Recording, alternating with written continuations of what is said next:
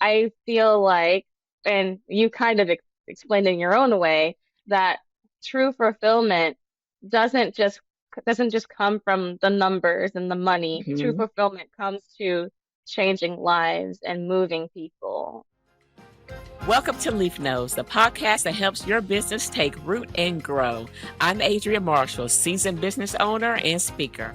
And I'm Sydney Mafuka, artist, illustrator, and small business owner. Join us each week as we take you on a journey through the ups and downs of entrepreneurship. We'll dive into everything from social media strategy to protecting your business. We'll even answer your burning questions such as, do I need a business plan? Should I form an LLC? Where should I promote my business? And so much more. Together with our guests, we'll break down these topics into actionable steps, helping you build the business of your dreams. So whether you're just starting or you're looking to scale, we got you covered. So go grab your notebooks, your favorite beverage, and cozy up to receive practical insights and inspiration here on Leaf Notes. Let's go make your business dreams a reality.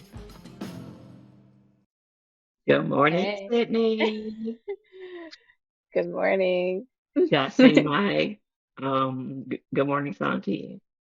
Oh my goodness. I don't no, maybe I don't No, know. You want a world to hear it? no. How are you doing? What's going on? You said you were up late last night. What's going on? I've been finishing up some projects and you know, the grind never stops. No, So that's entrepreneurship for you. What are you yeah. working on?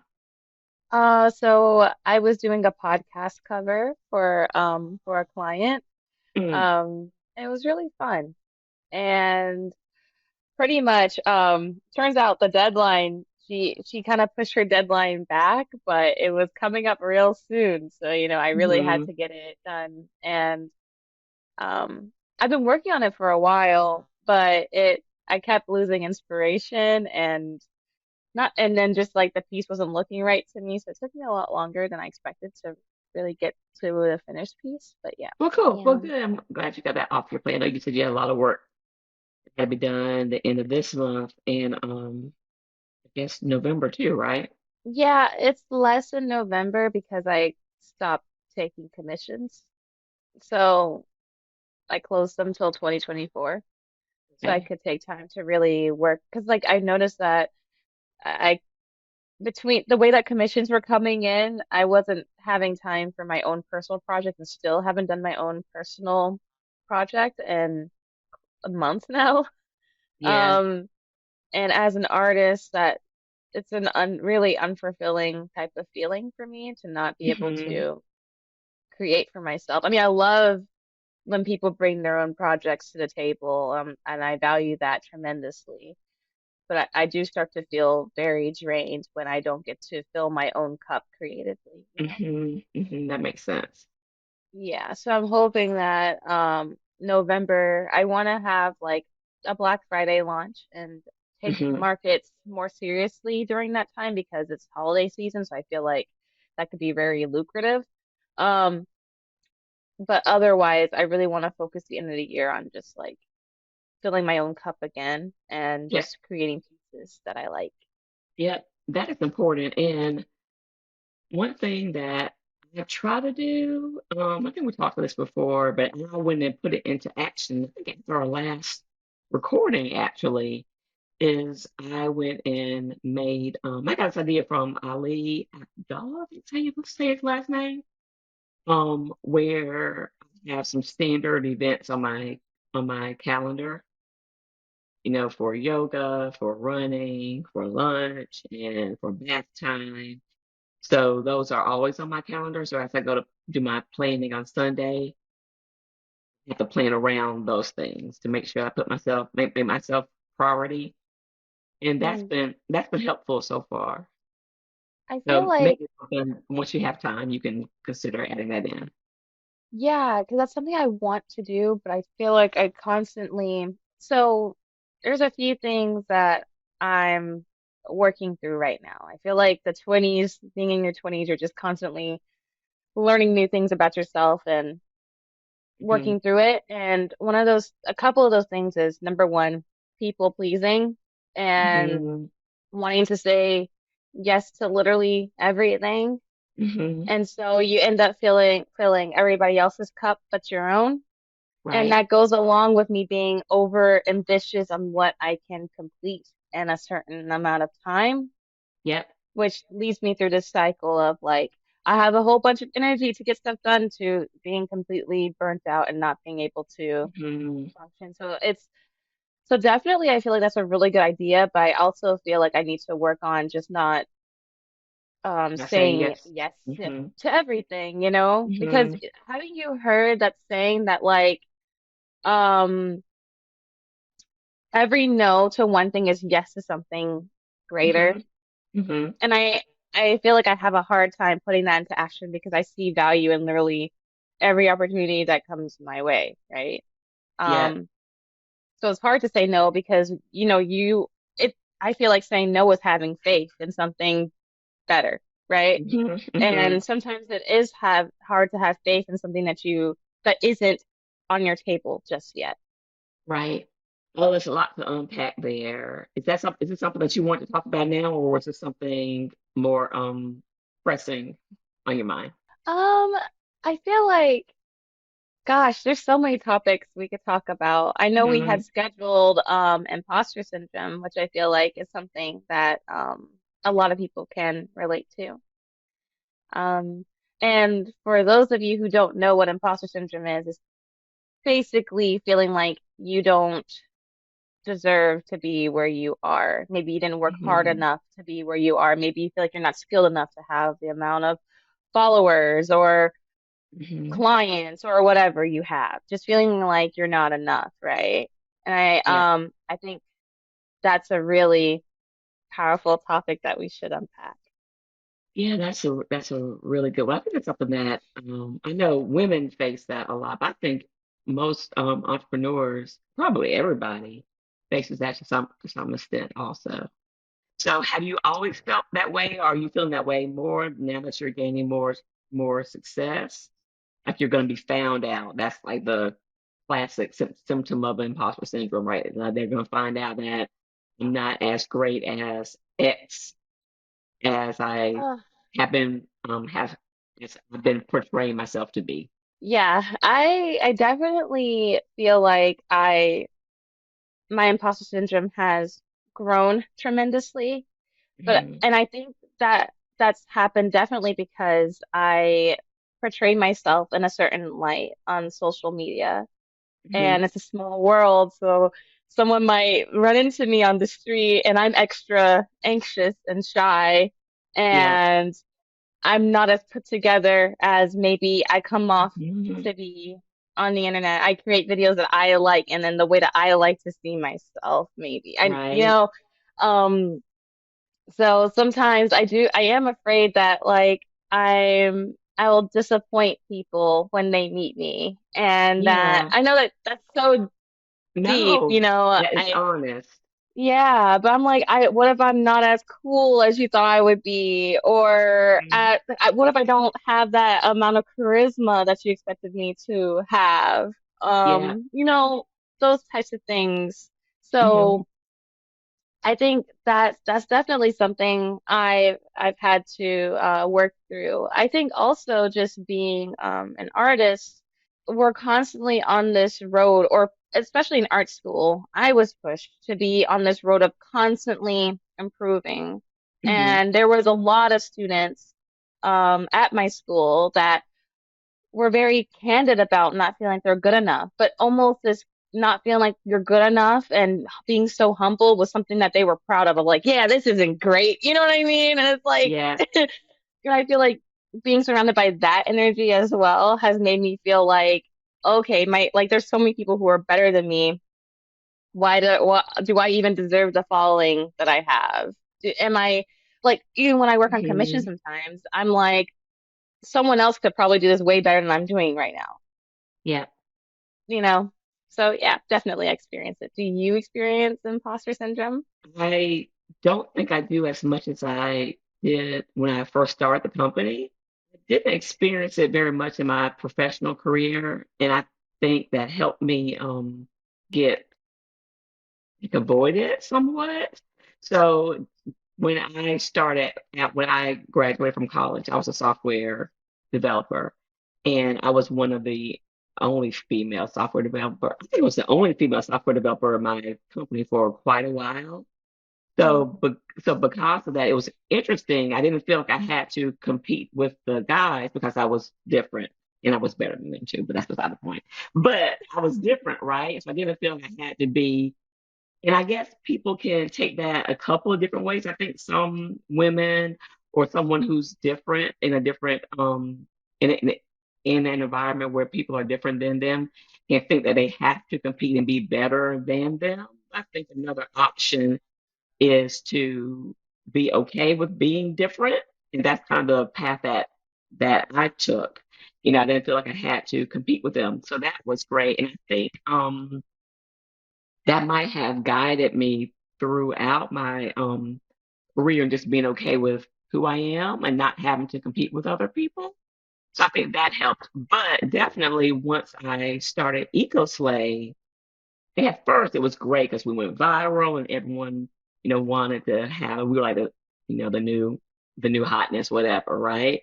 But then once Mhm. that new car smell wore off a little bit and we found ourselves competing with other brands, you definitely can get that somewhat of an imposter syndrome, like why would they choose my products when there are all these other products out there? But I feel like what really helped, and it's kind of the same thing now that I'm thinking about that I did during my professional career, was I defined my own values, which helped me stay in my own lane. And so Mm. because of that, and this may really be helpful for you and for our listeners. So because of that, I developed my own measuring stick.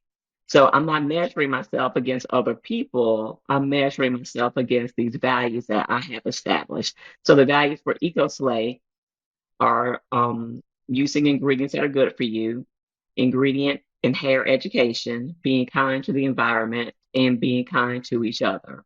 And thanks to my assistant, we've recently actually develop some ways that we can measure ourselves, like tangibly measure ourselves to see how we're doing. Like for instance, being kind to the environment, we measure that by how many of our customers are sending back pouches to be recycled. How many local farms are we working with, right? And so by coming up with your values and way to measure your values, that kind of helps you keep your eyes off of other people and help you stay in your lane. Does that help? That makes a lot of sense. Yeah. I think it's definitely would be like a long sit down, to really establish that, like from person Mhm. to person. At least for me, I feel like I would have to do some soul searching. Yeah. Um, and then also finding that balance between, I think it is important to not just live under a rock completely, right? And Mhm. to learn, I think it's always important to keep learning and to Mhm. keep your eyes open to ways that things that you can implement, right, in your own Right. way. Um, so it's just finding that balance, I feel like, and not So comparing yourself, but learning, right? right, exactly. So let me ask you this. So during the next week, I have some action items for you that I think could be helpful. May I share those with you? Yes, you may.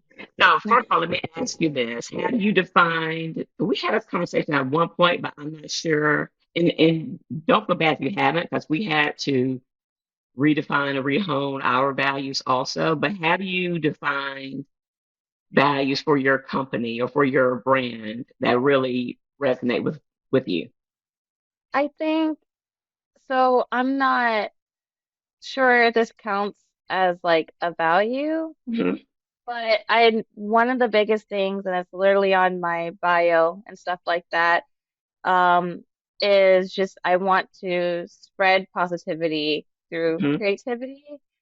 Um, so of course I want to share my work with the world and stuff like that, but the reason why I create is obviously to make the world colorful and vibrant, but to also Mhm. inspire people that they can do it too, especially because I have a disability that Hmm. most people who are visually impaired don't feel confident enough to share their drawings with the world or Right. to even consider themselves as an artist, right? Hmm. But there's a lot of visually impaired people that like to draw. Hmm. So I feel like the spreading positivity thing, that's like something I value. Yeah. But I haven't really dived deeper into that, but that's something that I've just kind of clutched onto as I've taken my business more seriously this year. Yeah. Yeah. I think that is great. So what I would like for you to do is to define, I would say, three to four values Hmm. and come up with how you're going to measure those and then post them somewhere where you can see them all the time. And I think that will really be helpful towards helping you stay in your lane and helping you be grounded in why you're doing what you're doing. And Hmm. then you won't have as much of a tendency to compare yourself to other people because your values are your value. How do you measure yours? Like specifically with yours, is yours with kindness? Is it Mhm. you donate to like what? How do you do that with a hair company? Yep. And so for kindness, we do measure our social partnerships. That's one way that Okay. we measure. And then we also look at our customer satisfaction, our ratings. We look at that Mm-hmm. also to see how we're doing. We're going to start sending out surveys also. So those are ways that we measure kindness for being kind to the environment. I mentioned that our local partnership with farms and the percentage of ingredients that we get from those farms, that's and the recycling. That's how we measure that. For our ingredient education, we measure the conversions that we get from emails that we send out um about our ingredients. We measure those. And the last one, I can't remember how we measure the choosing ingredients that are good for you, but we do have a spreadsheet that we use every month to kind of to track how we're moving the needle on each one of those. So I think it would be great for you to do something like that. It doesn't have to be as detailed because we didn't start out actually by having the specific measurements, but we knew exactly what those values meant and they were front and center at all times. So I think that's a really good place to start. So what's interesting is that your values almost like at least the ones that you shared Hmm. don't really correlate with how well your products work. And Yep, I think exactly. that's interesting. Yep. So I think, to me, I think that is the magic because if you think about it, and this is kind of brilliant, but it's just me. So if your values are things like how well your products work or your revenue, those are things that will help you, that will get you into that rat race where you're competing, or you're directly competing against other people. But Hmm. if your values are core to who you are and things that are really important to you, then those are things that set you apart from other brands. And truth be told, someone can go to a curlsmith, a bounce curl, and they can get almost the same results. Now, I think our products are amazing, but they can get almost the same results as they do from our products, right? But it's these values that really make us different. And it's these values that I believe draw our long-term customers to us, you know? Hmm. So that's what's really important. That's what makes me feel good about what we're doing. Of course, I love having women and men with beautiful hair, but what's most important to me is having men and women with beautiful hair that respect the environment, that are being nice to each other, that are socially aware and conscious, and that are recycling and doing what they can to to protect the planet, and who are teaching other people about how to take care of their hair and the best ingredients to use. Like that's what really makes me excited. So I think if you Hmm. were to really dig down into what makes you excited about your work, it's not just producing another piece of free artwork. They can get that anywhere, right? but it's really Hmm. dig down to how you want your customers to feel about you and your work and your brand. How you want them to feel when they see your artwork, when they receive a piece of your artwork. Think Hmm. that's and what you want them to do in response to that. I think when you dig down to those things, that's what's really going to help you develop your values. And then you'll find yourself tracking those things, like when somebody received my artwork, what did they say? Was I able to evoke the emotion that I was trying to evoke? And then once you Yeah. latch onto that, then that's your value. Because there have been months where our revenue wasn't great, but man, the reaction that our customers were having about our products was so great that I didn't even notice the revenue drop, right? And that's how you Hmm. know you have solid values. I think that was very, very well said. That was, Thank you. yeah, because I think we can oftentimes, and it's just, it's something, it's all about finding balance and knowing our limits. But I know that when I spend too much time on social media, it's so Hmm. easy to just get into the numbers. Like there's Hmm. reels of how much somebody makes in a month and where that money comes Hmm. from. There's accounts that have millions and or hundreds of thousands of followers. Like there's Hmm. so many of those things, and when because I feel like that's something that like when you first get into it, it's something that we all strive for. We all strive for a Right. really loyal, big community, I guess. Hmm. Um, but I think, having those values, it does set you apart. It makes it deeper than just the money, the followers, the Yep. whatever, the glam, the Yep. sparkles and the glitz and the glam. Like Right. it actually makes your business, it seems like, into something that's going to evoke change. And I was gonna say, and I think that's really important because this is kind of going on a quick separate tangent, but I heard this saying of you learn to really live when you're not just living for yourself. Hmm. And I really do think that that's huge because you see people who are super successful, who have tons of money, who live in the biggest fancy house, who can Hmm. just hop on their private jet and go anywhere, but they are unhappy, right? Right. And it's literally because I feel like, and you kind of explained in your own way, that true fulfillment doesn't just doesn't just come from the numbers and the money. True Hmm. fulfillment comes to changing lives and moving people. And Yep. yeah. Yeah, it's good stuff. And it's not to say that I don't track those other things. And so on our monthly report, and that's something I can share with you. I think that's going to be your second action item. It's to put together a monthly report. I put them together mine at the beginning of the month, so we can do this together actually. So on that report, I have a tab for my email metrics, for my social metrics. And I do track my engagement, followers, all of those things, but I also have a tab for our customer journey. That's the number of new customers, repeat customers. I have a tab for our values as well. And the tab Mhm. for our values is the first tab. So that's what's most important. So I think that really helps to keep things balanced, like you said, because I don't want to ignore, if my followers are dropping off.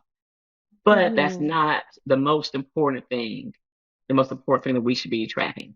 So I want you to put together your values and how to track them. And I can help you with this. I want you to put together a monthly report that has those values on there so you can track those along with other metrics. And I can help you with that. So it's not going to be overwhelming. I know you have a lot going on. So I'm going to help you with that. And then the final and most important thing I want you to do is when you put together your reels for the week, start weaving in your vulnerabilities into those reels. And that way you won't you kind of chip away at that if one of my followers sees me, will they be seeing the real me or not? Because you'll be projecting that real you on your social media accounts. Yeah. I'm gonna definitely give that a try. All of those things that you mentioned. What are some of those vulnerabilities? Let's just talk about those really quickly. What are some of those vulnerabilities that you think that what are those things that you feel like if your followers saw you on the street, that they would be like, oh, this is not what she's portraying in her reels? I think one is I might not come off as hey and like Mm-hmm. as welcoming, you know. Mm-hmm. I'm very standoffish to new people. I Mm-hmm. think also even though I was talking about how I would love for people to embrace their individuality and stuff, I think with my disability. I don't think people understand the extent of how that works, you know? It's Mm-hmm. hard when they're my eyes. Like no one really can see through my eyes and know, but Right. I'm afraid that people think I'm ignoring them. I don't see them. Or, Yeah. I think like coming off as rude. So my disability and if someone runs into me, it makes me feel a little bit anxious. Yeah. I think I'm a lot more weird than I come off on social media. I giggle a lot and Yeah. I'm very bubbly. Like I have Mm-hmm. a lot of movement that I don't show. I think sometimes I do feel like on my reels I take myself a little bit too seriously. Seriously. Yeah. I think it's just because like I think it's the comparison thing, feeling like, Yeah. you want to be that aesthetic um content creator, you know, Yeah. and but I do think there's a lot of beauty that comes into being yourself. But I feel like that does just come out over time. For Mm-hmm. me, I like in photos, I'm really stiff, but in real life, if maybe you caught a candid of me, I'm maybe not as stiff as I come off in that photo, right? Yeah. Um, so I guess those are a few insecurities. I'm afraid people will think I'm too weird. I'm afraid people will think I'm being rude because I don't see them. I'm afraid Yeah. that um I I'm not as elegant or like just Mm-hmm. basic things maybe, just not the same, you know? Right. Now I want you to think about how you would feel if you put one of those out there and that reel went viral or you got like a huge positive response from it. I think I think I've spoken to you about this. It's weird. So it's like there's part of me that does want to be like fully my like I'm not I feel like my reels are part of myself, but you know what I Hmm. mean. So I'm not trying to say that I'm not being myself, but Right. I've seen social media as a way for me to connect with people, but with boundaries. You know what I mean? So Hmm. I feel like I am a lot more guarded than I really give myself credit for. And Yeah. I do feel like, yeah, if a video of me being my quirky self went viral, I think I would honestly be scared, you Well, know? interesting. You Yeah. know, because I'm like, I think it is hard to be yourself. I don't know. I like authentically. And Right. yeah, I don't know. That's okay. No, I get it. I get it. I get it. That's so interesting. You're right. It'll be almost overwhelming for that many people to see the real you at that time, right? Yeah, because in real life, I have like two friends, who really know, know me, and I'm comfortable with that. So Right. it would be weird for people to, and then, yeah, I don't Hmm. know. It's weird because I guess I always saw Instagram and making reels as like maybe that separation a little bit where I could kind of Yeah. bring out like, how Beyonce got Sasha Fierce, bring out that Right. other alter ego Alter or ego. something. Yeah, in a way where I'm also protecting my little bubbly self. Yeah. Yeah. So then that's a really good point. So this is telling me that probably not every reel do you want to, you know, show the full you because you want to keep some of that to yourself. But the cool thing about your following, so you guys are like a little family. Hmm. So it would be nice to, it'd be nice to sprinkle in some of that from time to time, right? I think so because it's not even like in every reel I talk. So maybe in Right. the ones that I do talk, I do speak on things that I care about. I think yeah, I think doing speaking on things that we actually care about and no matter what niche or whatever we're doing is a really courageous thing to do because I Mhm. think sometimes I also and this just goes into caring what people think, which I feel like, we shouldn't care what people think. But with the way that social media is, like, if someone has a rebuttal to what you're saying, you could get a whole bunch of hate by just speaking on Yes. something that's not that serious and that is just Right. from your heart, and I've seen it happen to tons of people on social media and it's sad. I feel like people Hmm. should be able to, if they're not saying anything hurtful to anybody else and they're just speaking their Hmm. mind, like I feel like that should be okay. But it also seeing how some people may have not have had a good response to that, it does scare me to also put myself out there in that way. Yeah. Get it. But we're not gonna let I think, that hold us back from being our authentic self. We're not. We're yeah. not. And the saying that fear knocked on the door, faith answered, and no one was there. That's a quote that I love so much. And often fear will keep us from doing things that can take us to the next level. And although you have a great following on social media, I really think that the next 3, 5, 10 years, you're going to be exponentially more successful than you are right now. And why not be more successful in the best way possible by being the most authentic, um, that you can possibly be, because that'll Mhm. make you feel more comfortable. Because the worst thing ever is going to bed at night and being afraid that you're going to be found out, right? And so just being to Yeah. be in that comfortable space is such a good feeling. So, I had a question for when you were sharing your IT Yeah. background and how you mentioned that because you were the only woman working at your company at the time, um, you felt like you could be true to yourself because there was Hmm. nobody like you.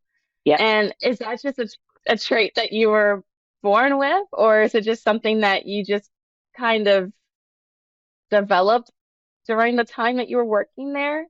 Yeah, I don't really know. I mean, my parents were great, and I'll share this with you. My parents were amazing, and they really instilled in me that I could do whatever I wanted to do, and I really latched on to that shit. I believe I could go and learn how to fly a rocket in probably 3 years or so if I had the right plan, right? Mhm. So they really encouraged me, and really they were like the team always.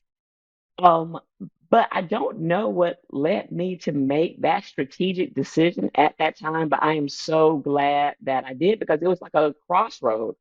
Either Mhm. I could try to compete. You know what? It probably even started out before then, because even in college, when I was in my software development classes, I was one of only the few women there too. So it probably developed throughout that point. But yeah, like I was at a crossroad when I got my first job. But either I can try to compete with all of these guys, or I can play a chess move, right? And just compete with myself, because and it's like you're the underdog. So they're not expecting much from you anyway. So just sit with that and just be comfortable with that. And like you're in a win-win situation, because if you do fail, that's what they're expecting you to do anyways, right? But if you do Mhm. knock it out of the park, then you shock and surprise everybody. So it's like there's no way you can lose. But if you try to go at it and actively compete, then you could be putting yourself in a more of a risky position. But like you're in a sweet spot when you're the underdog and no one knows who you are, no one cares who you are. And so just sit in that and develop your own criteria for success. So I'm not sure where I got that from, but man, I love it. And it really helped me, like I said, even now where I am in a group of brands that I could compete with, like let's just sit back and develop our own way of measuring ourselves. And it just feels so, so, so good. Plus, it's so authentic too. But it's so, so freeing not to be, because you go to Target and there's just rows and rows and rows of hair products, right? And it's just so great just to not compete with, it's not just to not compete with them. Yeah, I think what's kind of cool because you mentioned something along the lines of how let people underestimate you. That's kind of what I've gotten out of Yep, it. Like just let them. And yep. I think that's a common thing I've seen throughout your career in particular. Like hmm people underestimate you and then you just come up being I amazing. love it. I Yeah. love it so much. And it's funny, as you know, I play chess a lot. And that is a strategy that I use often is, you play these moves and they don't know what you're doing, then bam, out of nowhere. I love the shock, the shock and awe. I love being over in your corner doing your own thing. No one's bothering you. No one knows what you're up to. And then bam, bam, here you are. I just love it so much. But it's still with that, it's easy to get caught up with what other brands are doing. Like I remember this brand that is one of our competitors, and I had to think about like, are they really? People ask me, who are your competitors? And to me, we have really few because I define success according to our values. Hmm. But to everyone else, like, they're another curly hair brand, right?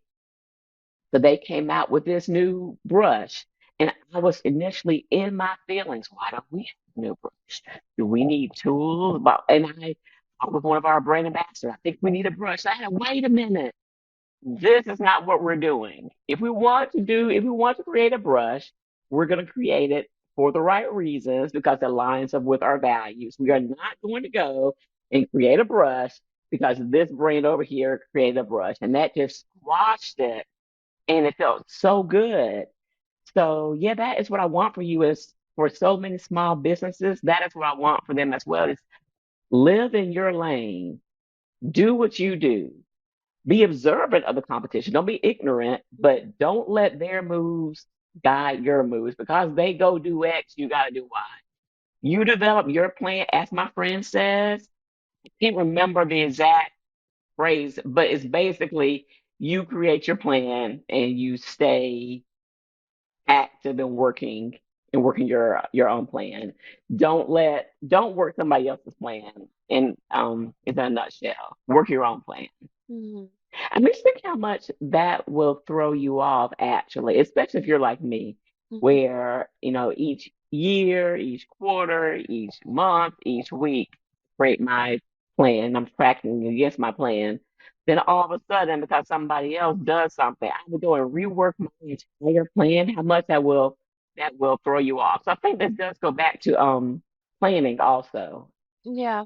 And not that you can't be flexible, but be very strategic when you want to change your plan. And don't just change your plan because somebody else threw a monkey wrench in it.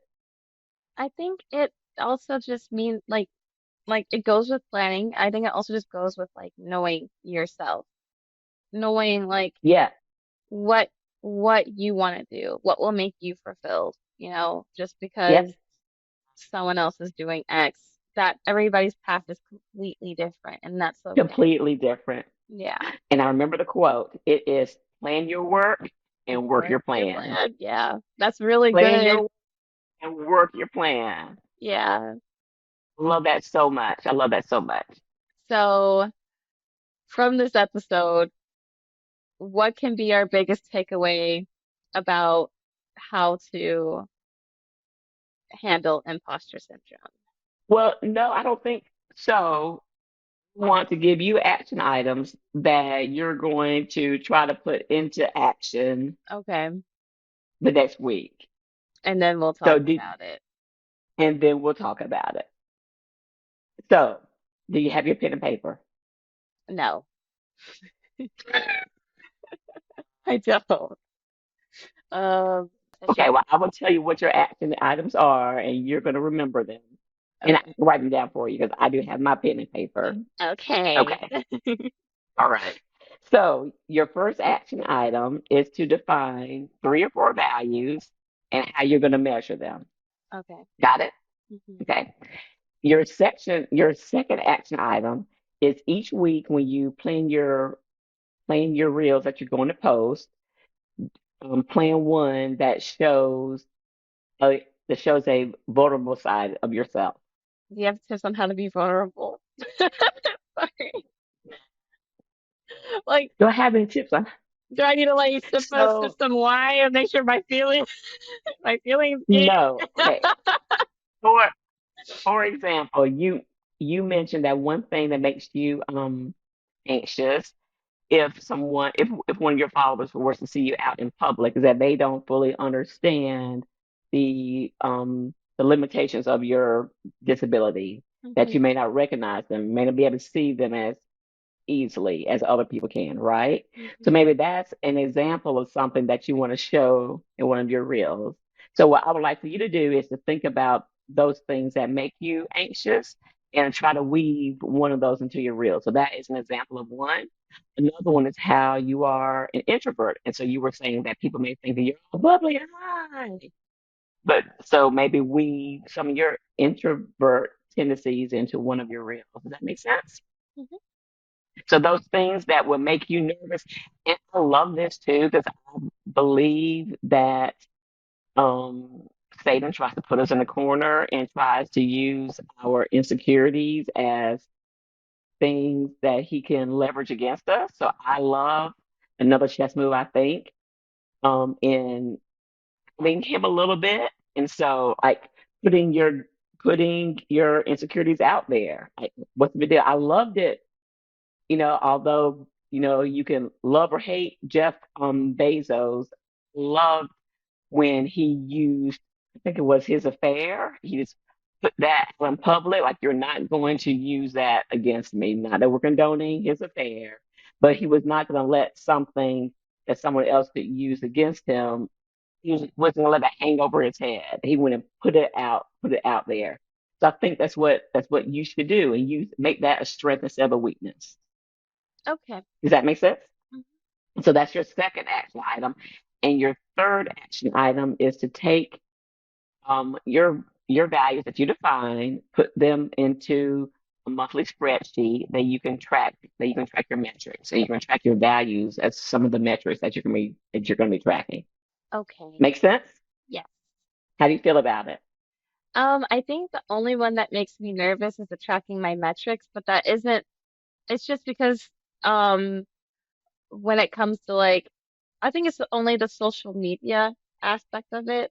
Like, I try to Hmm. ignore, not, yeah, I try to not pay as much attention Hmm. to that because I don't want it to be like, oh, I grew this much this month and now I didn't Yep. grow this much this month. Like, I don't really like to look at that because I feel like it'll make me sad. And that's why that's not going to be the only metrics that we're going to track. So we're going to track our value metrics first. Mhm. We're going to track our value metrics. We are going to track our social media metrics. We're also going to track our email metrics. We're going to track your marketplace metrics, like the number of events that you did, and maybe the number of customers, number of sales that you got from there, the number of engagements that you had there. So we're going to track a lot of things. So it's not, and that's the beauty of this, is that we're going to place your value metrics at the highest priority. Mhm. And then we're going to track the other metrics, and those other metrics are just going to be other metrics. And so we're not going to place any more weight on the number of social engagements or following than we do on the number of email opens and clicks. So we're not going to give those metrics a lot of power, but it's going to be knowledge that we're not going to ignore, information that we're not going to ignore, but we're going to place higher value on the value metrics. Okay. Okay? Mhm. Excited because I love metrics and I love playing. This is my jam. So I am excited to be able to help you with this coming up week. I guess I'm excited too. Hello and welcome to my desk. As you can see, we have our little setup, and I'm about to go ahead and start recording my candid reel. I've been having a bit of a hard time just with overthinking and thinking about what I'm going to say, but we're going to give this a shot. Ever since I started taking Instagram seriously, I always felt like I had to fall in line. I felt like I had to put the trendiest audio behind my reels for it to be successful. I felt like if I had the best lighting, the sharpest cuts, the most beautiful art, that I would feel seen. But I just feel like an imposter. I think we underestimate the beauty and power that comes from using your own voice. That not only will you feel heard, but someone else may feel seen.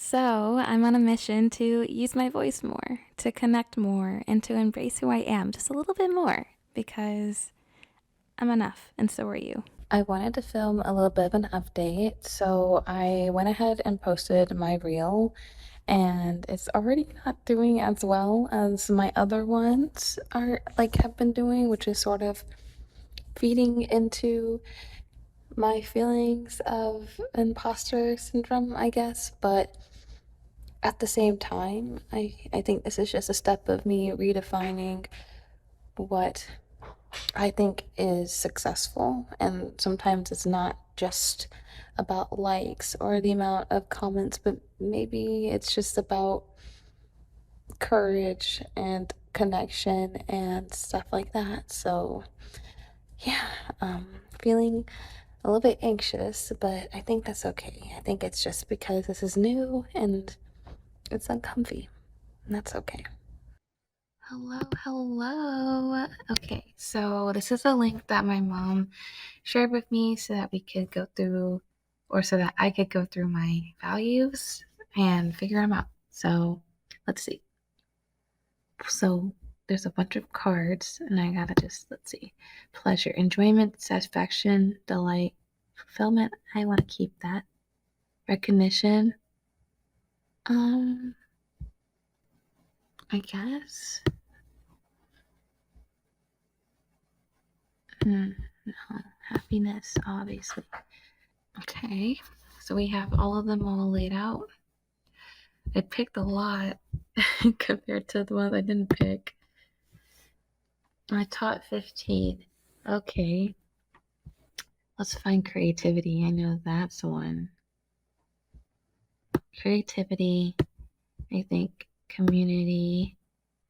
I think happiness. I think freedom. Okay. Top 10. Happiness. Community. Change. And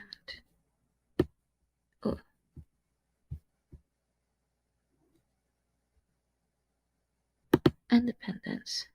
So happiness, community, change, relationships, honesty, excellence, helping others, creativity, excitement. Gosh, these are all so good. I wanted to put freedom there. But I like all of these. Okay, so I guess we'll go with that. My top 5. Ooh, okay. Happiness, community, change, helping others, and creativity. Yay! Okay, so looks like my final values are happiness, community, change, helping others, and creativity. Happiness, feelings of contentment, satisfaction, and fulfillment. And that's how I want my customers to feel. Community, a group of people with a common background, characteristics, or shared interests. I want to have a community. I want my brand to build a community where people can feel like they can be vulnerable and relate to others. And then there's change, a shift from one stage to another. So I think with the advancement of technology in general, I think it's an important thing to have as a value, to be willing to embrace change, helping others. My main goal, whenever I become super successful, manifesting it, is to help people, and creativity, because I'm an artist and that's something I value. Okay, so I'm gonna write all these down, but I think that is done. Hello, hello. I present to you my metric sheet. So, starting off with marketing themes, I have Q4 section now, and we are starting with November because that's the month that we are currently in. And I have a few events that I am looking forward to this month, and that's really cool. And then I also have Q1 laid out with starting with January. There's nothing really written, but at least it's just prepared for me to write things in whenever I know what I'm going to be doing for Q1 and for the month of January. When it comes to values, I have my values written down, and I also have the ways that I can sort of measure them out, which is super cool. I feel like it is going to help me stay on track having this written down in a secure place.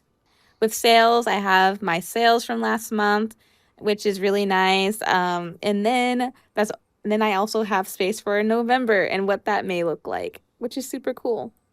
Then I have October email metrics and stuff. I only sent out 2 emails, but it's really cool to see how people engage with them and how many followers or subscribers I have.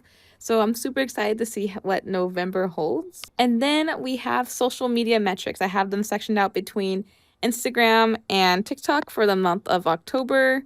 And yeah, it's really cool. I thought I would be super scared to really look at my analytics, but I think it also helps me know how well I am using a platform and what I can improve on. And yeah, so I'm super happy I did this. I feel like there's only one way, and that is up from here. So super excited. Hello, Sydney. Hi, Mom. How are you doing?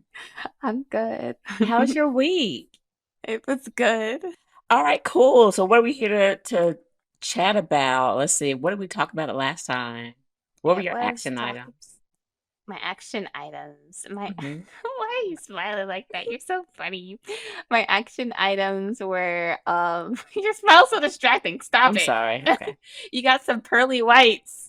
I do, and action items, that's my love language. So, It is. hmm So, my action items were to it was to create and schedule a candid reel hmm of me being like more authentic. hmm It was to define my values and Yeah, then to make my metric sheet.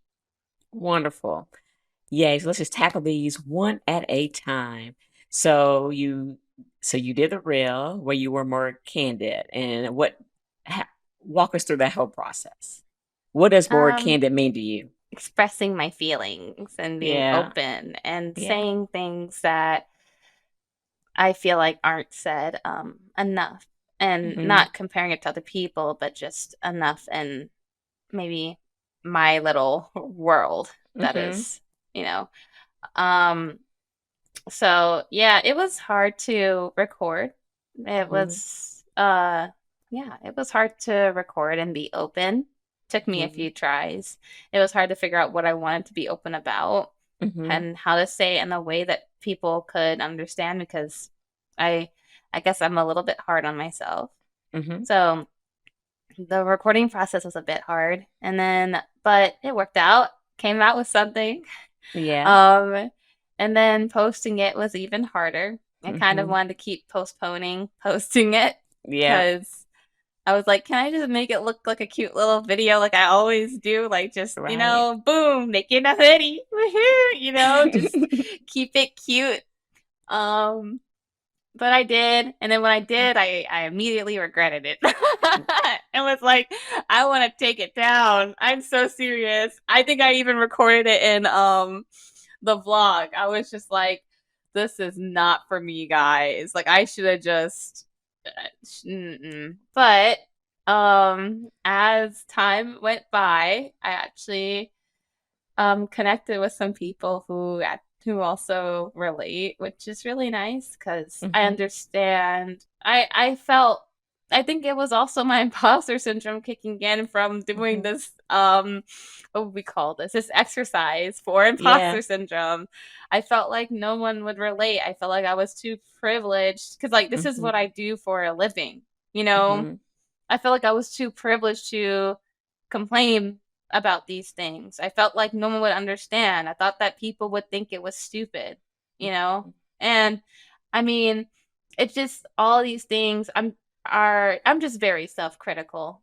Yeah. So all of these things were just like going through my head of like, no one's going to get it. And the thing is, I think that is just not true in literally anything. Mm-hmm. There's always someone out there that's going to understand what you're going through. That's Yeah. always going to have empathy and have their own story to share too. And Right. I think this was a prime example of that. And what I didn't want it to come off as is like, I didn't want it to come off as asking for sympathy. I Right. didn't want it to come off as people pitying me. That's not Right. what I want. I wanted just to put it out there Mm-hmm. to let people know that I'm not just a robot on Mm-hmm. social media, that I'm not just here for the business. I think also posting this made me realize, it made me reflect a lot Mm-hmm. because when I was making the connections and having like I got DMs from people who I've never talked to before, which is really cool. Like Mm-hmm. people who are in the Atlanta artist community, people who are just artists as well, who mention that they relate to.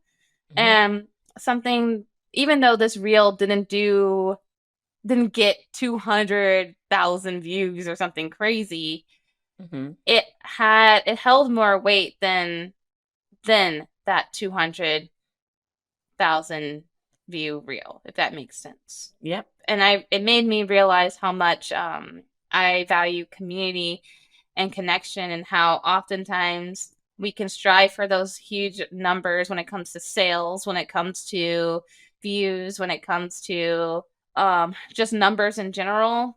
And from someone who's experienced a video that has gone mini viral, like my most viewed reel has 400 and something thousand views, Mm-hmm. that video has made me feel so numb. Mm-hmm. Realizing that just because something goes viral, just because so many people see it, doesn't mean that it's as valuable as Mm-hmm. a deep connection of something that reminds us that we're all like human, you know? I think that is beautiful and well said. Thank I you. It came from do. the heart. I can tell. So Yeah. it sounds like there are not any regrets in doing it. Are you do you feel like you should have put a reel out there like that before now? Yeah, I think so. Because I think it's needed. I think Mm-hmm. that's what a lot of people are searching for in a Yep. way. So I do, but I'm really happy that I did it now. And Yeah. Are there no regrets? yeah, and I already have other ideas of things that I want to talk about. That's So, awesome. I'm proud of you. That is mhm, amazing. Good for you for being thanks. an example and putting yourself out there. Thank you. That's And it was awesome. So definitely hard. yeah. Yay. Cool. All right. So first action item, check. Check. Good. All right. And what um, was your next one? Next one was my values. I have a piece of paper with them Okay. written. Yep. Um, so the base of the values I have, I value happiness. So I Mm-hmm. want when people maybe receive an order from me, I always try to make those super special. Mm-hmm. And so, and also when people look at my page, look at my content, I want them to feel happy, Mm-hmm. inspired, and like they're not alone. Right. Um, and like they're special because they are. Yeah, because they are. That's beautiful. Yeah. Yeah, that's a And great value. yeah. Mm-hmm. I also value community. As someone who like self-isolates a lot, I Mm-hmm. want I realize how important it is to have people that you connect with. Yep. And I think that I realized from this reel and stuff that community and having people that relate and remind you that you're not alone and that Mm-hmm. are there for each other. I think that's something that I value and that I want to give to other people as well. Mm-hmm.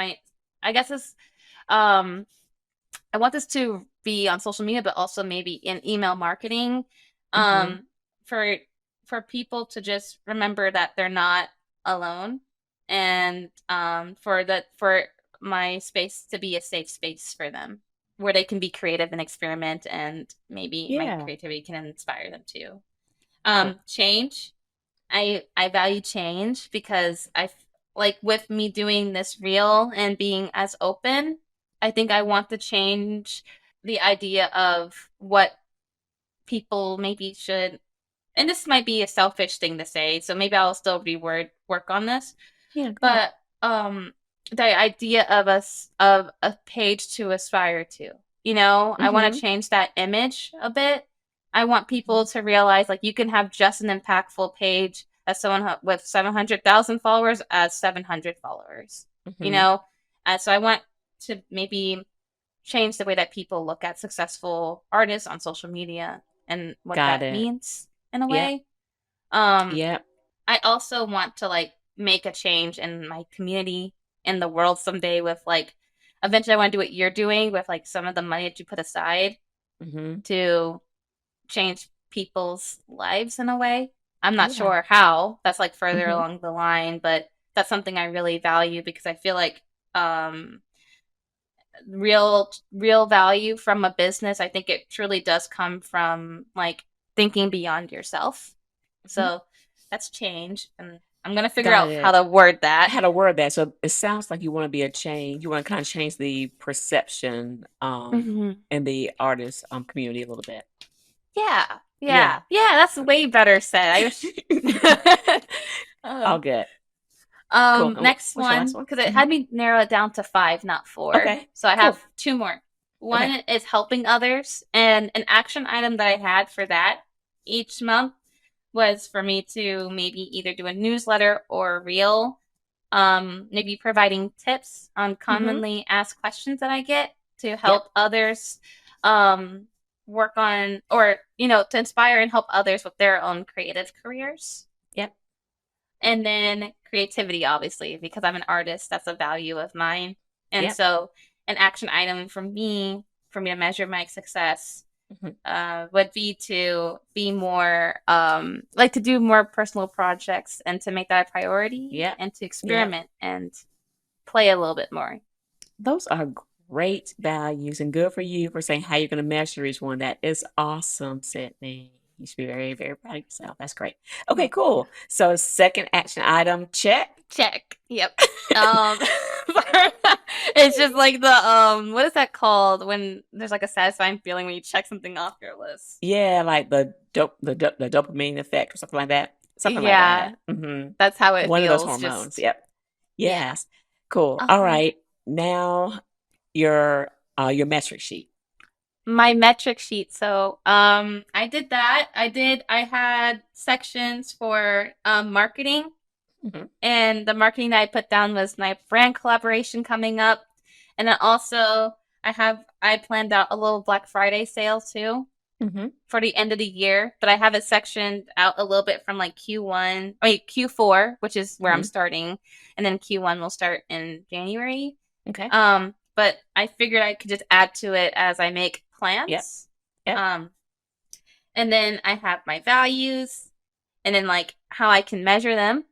Great. And then the months, if I don't know how, I guess, but I just checked them off. I guess some of them could be checked off, but like per month, like me making the reel and stuff like Hmm. that. But I have to figure out if that's gonna apply to each value, or Yeah, and maybe just writing what I did right, or just write something. what you did. That'd be the thing. Hmm. Just to move the needle against them is good for now. And then maybe eventually you'll Okay. have a goal where I expect to do this 5 times this month or something like Yeah. that. But yeah, right now just Yeah. let's just track them. Make sure there's no value left behind. And Mhm. then next I had sales, which was, I think October was one of my really good months. Mhm. So it was really cool to look at those analytics. Actually, I thought I would feel Yeah, very right? anxious about it. Um, so I have like a screenshot of like it has my revenue, the units sold, the amount of orders I have, the visits I had, the unique visitors, and the page views. So I figured Beautiful. that's enough for now for Yep. that. And then I have my email, which it was cool because I got to see I have a few more email subscribers, so we're at Yeah. 69, almost That's 70, amazing because you started out at having like 13 or something. like 16 or something like that. Right. Yeah, so it's Amazing. cool, and I didn't even promote it. Like people were just like, I'll sign up." Like, what? Right? No way! No way! That's cool. Thank you guys. So that was cool. And then with the email that I sent on my launch day, I realized that out of the 50 people, 32 people opened it. So it was really cool to like actually look back at it because that's like a really good percentage rate. That's It's amazing. a bit over 50%. Yeah, that's awesome. And then I did my social media metrics. Mm-hmm. It was cool to look at those as well because I was able to see that a lot of the content that I reached goes to new people. Well, that I do goes to new people. Cool. Which kind of is cool, but it makes me sad because I'm like, so I definitely think I want to do more posts or something that can, or maybe optimize my stories even more. I mean, I optimize them pretty often, but something where I can make sure I'm in contact with like my with followers. your existing followers. And that's a cool, and we'll talk more about this in another episode also. But you can start to, of course you want to still use your social media to reach your, your base, but maybe you can push those guys more to your email list, right? So you're really, so you know that you're communicating to your base there. You're reaching more new people with social or something like that. Yeah. So that's a good idea.